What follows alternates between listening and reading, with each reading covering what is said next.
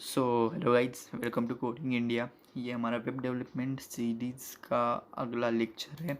अगर आपने ये प्लेलिस्ट अभी तक एक्सेस नहीं की तो जल्दी से जाके इसे एक्सेस कर लीजिएगा। जिन्होंने पहले से एक्सेस कर लिया वो सोच रहे होंगे भाई मैं हर वीडियो में ऐसा क्यों बोलता हूँ कि ये प्लेलिस्ट जल्दी से एक्सेस कर लीजिए।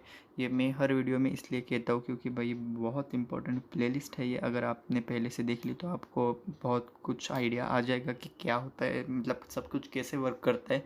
क्योंकि मैंने इसमें फ्रॉम बिगिनर लेवल से फुल टॉप लेवल तक ये कोर्स जाने वाला है, तो मेक श्योर कि ये प्लेलिस्ट आप जल्दी से एक्सेस कर लें। और इसका जो मतलब मैं जो कोड यूज़ करता हूँ इसमें वो मैं देखो मेरे वेबसाइट में भी दे देता हूँ, तो डिस्क्रिप्शन में कोड की लिंक होगी। आज का जो हम कोड करेंगे तो वो भी जल्दी से चेकआउट कर लेना आप।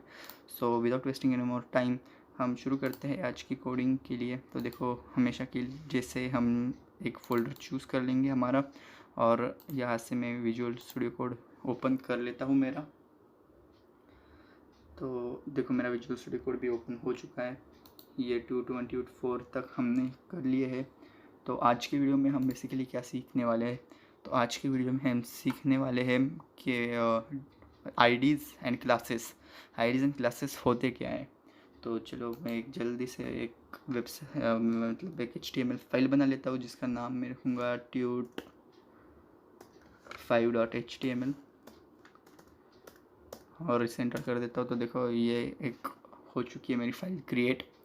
तो अभी मैं जल्दी से एक ब्रॉयलर प्रिंट लगा देता हूँ। अगर आपने सब वीडियो फॉलो किए तो आपको पता होगा कि एक एक्सक्लेमेटरी मार्क लगा के एंटर करने पे ये ब्रॉयलर प्रिंट मतलब स्टार्टर टेम्पलेट और ऐसा दिखता है हमें। तो चलो जल्दी से इसका मैं टाइटल भी बदल लेता हूँ, ज़्यादा टाइम हम वेस्ट नहीं करेंगे। टाइटल में रख दूँगा आईडीज़ एंड क्लासेस। तो भाई आईडीज़ एंड क्लासेस होते क्या है, तो आईडीज़ एंड क्लासेस ये एक टाइप के आइडेंटिफायर्स होते हैं। और मतलब जैसे आपका नाम होता है तो वो आपकी आईडी ही होता है ना, आइडेंटिफाई कर सकते हैं आपके नाम से आपको। तो उस तरीके से ही अगर हमें किसी भी एलिमेंट को अगर पूरे वेब पेज में एक्सेस करना हो तो उसका एक यूनिक आईडी हम उसे दे सकते हैं। और जब भी हमें उससे कुछ काम करवाना हो, मतलब अगर हमें चाहिए हो कि उसका कलर बदल जाए तो हम उसके आईडी से उसे कॉल कर सकते हैं कि भाई इधर आ जा, तुम्हारा रंग बदल देता हूँ मैं, ऐसे बोल के आप उसका कलर भी चेंज कर सकते हैं।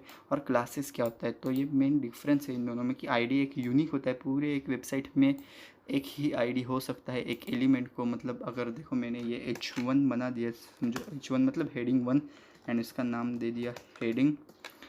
तो और इसको मैंने आईडी दे दिया। तो आईडी हम कैसे देते हैं, तो आईडी देने के लिए हम H1 के ओपनिंग टैग के अंदर ही लिखेंगे आईडी। और देखो ये आईडी सजेस्ट कर रहा है, तो इसे एंटर करने के बाद हम इसके अंदर आईडी दे सकते हैं। तो मैं इसको आईडी क्या दूँ, मैं कुछ भी आईडी दे सकता हूँ। मैं इसको बोल सकता हूँ हेडिंग 1, ये इसकी आईडी है। तो अभी जब भी मैं इसे हेडिंग 1 से अगर मुझे मैं आईडी कहाँ पर यूज़ होती है बेसिकली, तो अगर मुझे इसको कलरिंग करनी है CSS से तो मैं CSS में जाऊँगा और इसके आईडी से इसे कॉल करूँगा कि हेडिंग 1 को तुम टारगेट करो और उसका जो बैकग्राउंड कलर है वो रेड कर दो या फिर ग्रीन कर दो। कुछ भी, बैकग्राउंड ही नहीं सिर्फ फॉन्ट साइज़ वगैरह सब कुछ स्टाइल हो सकता है आईडी से।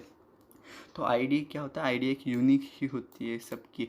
और मैं इसके बाद H1 के बाद ही मैं लिखूँ अगर H3 और इसमें लिखूँ दिस इज़ ऑल्सो हेडिंग, और इसको भी मैं आईडी दे दूँ। आईडी इज़ इक्वल टू, मतलब अगर मैंने लिख लिया देखो जैसे आईडी, और इसको भी मैं हेडिंग 1 ये आईडी दे दूँ। तो देखो भाई दोनों को एक ही आईडी है, ये लीगल नहीं है। मतलब ये अलाउड ही नहीं है HTML में, ऐसा हम नहीं कर सकते। हर एक को यूनिक आईडी देनी पड़ती है। हम इसे हेडिंग 2 दे सकते हैं, आईडी कुछ भी आईडी दे सकते हैं, पर रिपीट आईडी नहीं कर सकते हम। तो समझ रहे हो कि आईडी सबकी एक सेम ही होती है। तो मैं इसे जल्दी से कमेंट आउट कर देता हूँ, आईडीज़ आर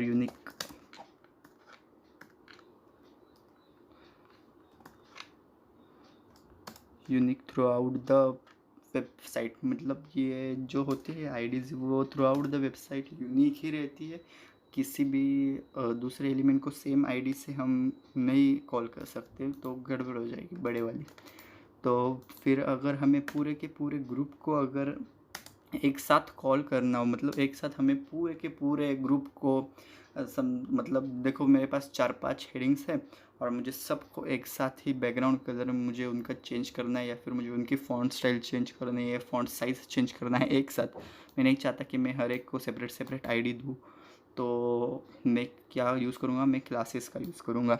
तो क्लासेस बेसिकली क्या होता है, क्लासेस मतलब हम एक क्लास को हम चाहे जितनी बार चाहे उतने बार एक ही वेबसाइट में कॉल कर सकते हैं, वैसे हम आईडी के साथ नहीं कर सकते। देखो मैं यहाँ पर लिख देता हूँ क्लासेस और इसे कमेंट आउट कर देता हूँ। कमेंट आउट मैं इसलिए कर रहा हूँ क्योंकि बाद में अगर आपने कभी इस को एक्सेस कर लिया, क्योंकि मैं इसका सोर्स कोड देने वाला हूँ मेरे वेबसाइट पे, तो आपको भी समझने में आसानी हो जाए। तो देखो मैं अभी इसको भी क्लास दूंगा h1, हम फिर से h1 ले लेंगे और इसमें हम क्या लिखिए, आप कुछ भी लिख सकते हैं। मैं लिखता हूँ my name is Parth, my name is Partha.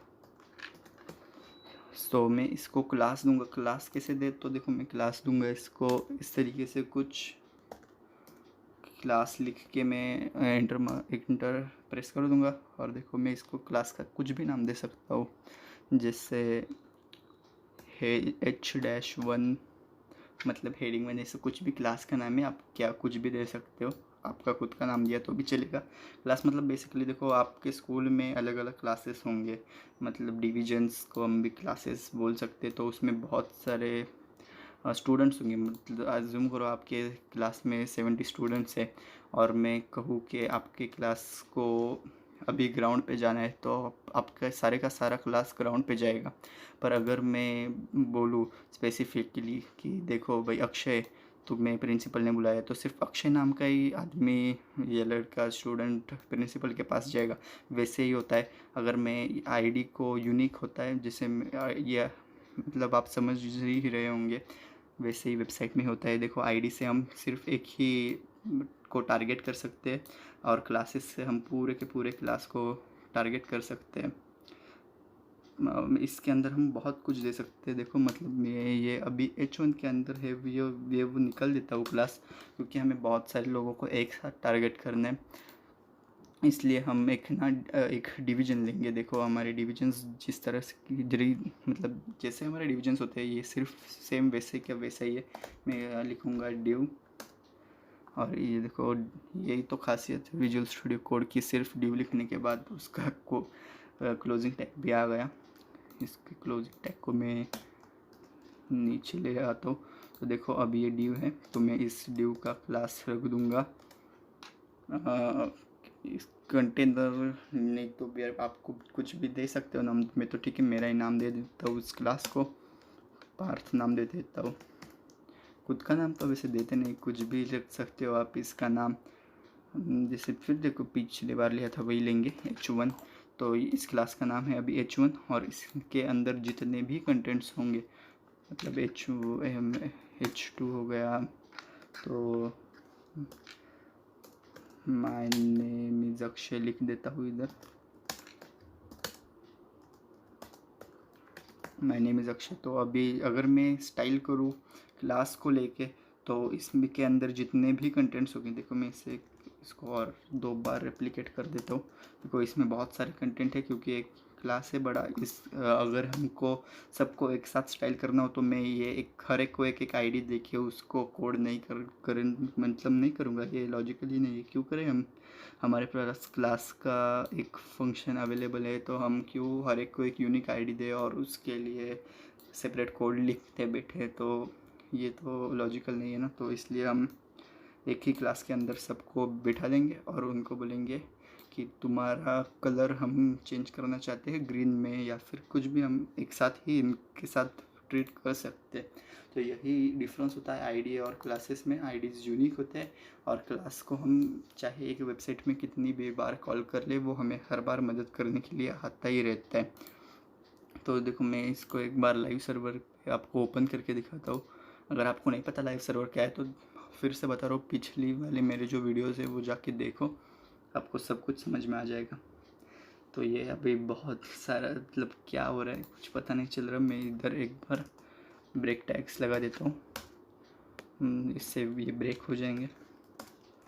अब हमें थोड़ा तो कुछ पता चलेगा। देखो ये है आईडी से हमने जो डिनोट किए है वो, और ये है हमारे क्लासेस से डिनोट किए वाले। तो देख मैं आपको अभी छोटा सा एग्जांपल करके दिखाता हूँ। मैं इनको अगर मैंने CSS अप्लाई की, अब मैं क्या कर रहा हूँ वो आपको स्टाइल लिख के, मतलब मैं जो भी अभी कर रहा हूँ CSS वो अप्लाई कर रहा हूँ बेसिकली। उसकी टेंशन लेने की आपको ज़रूरत नहीं है, आगे आगे मैं ये भी आपको सिखाऊंगा। तो अभी सिर्फ इतना ही याद रखना। देखो आईडी को अगर हमें टारगेट करना हो तो हम लिखते हैं हैश। तो मैं यहाँ पर लिखूँगा हैश, और उसके आगे जो भी आईडी का नाम है वो देखो मुझे इसे टारगेट करना है, तो मैं ये कॉपी करूँगा, इसे पेस्ट कर दूँगा। सॉरी मैंने गलत कर दिया, कॉपी, ये देखो मैं यही नाम सेलेक्ट कर दूँगा, कॉपी कर दूँगा और इसे पेस्ट कर दूँगा। और इसके आगे देखो कुछ इस तरीके से।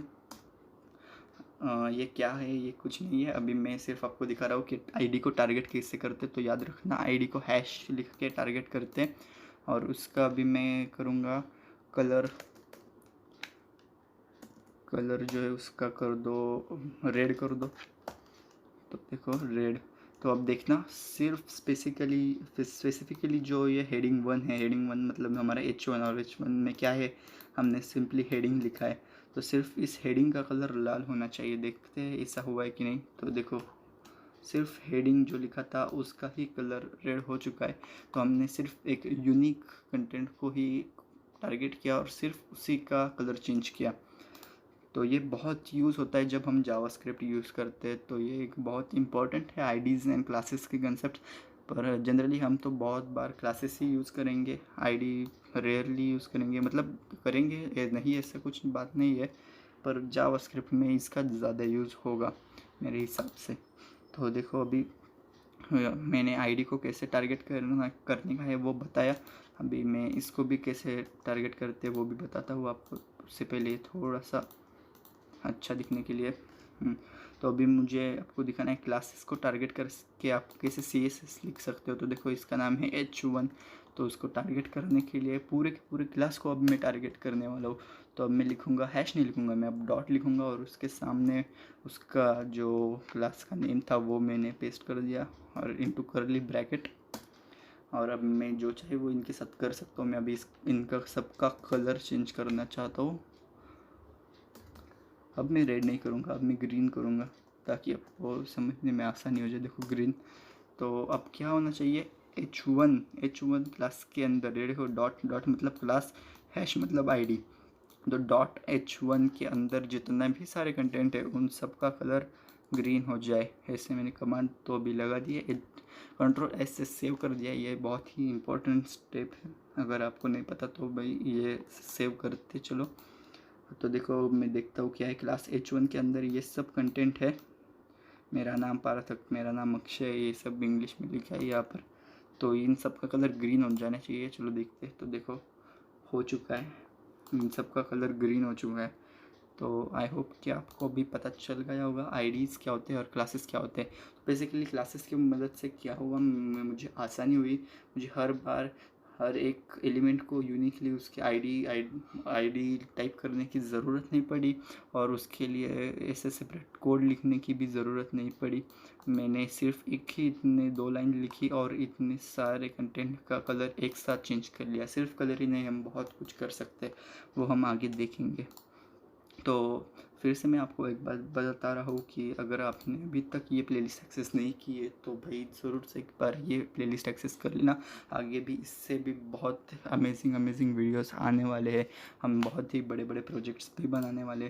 तो और देखो इसका भी इस तरीके से कुछ मैं आपको सोर्स कोड प्रोवाइड करूँगा, वो भी नीचे डिस्क्रिप्शन में लिंक है, वो भी जाके ज़रूर से चेकआउट कर लो। और ठीक है, यही था आज की इस वीडियो में। Thanks for watching this video. Bye bye.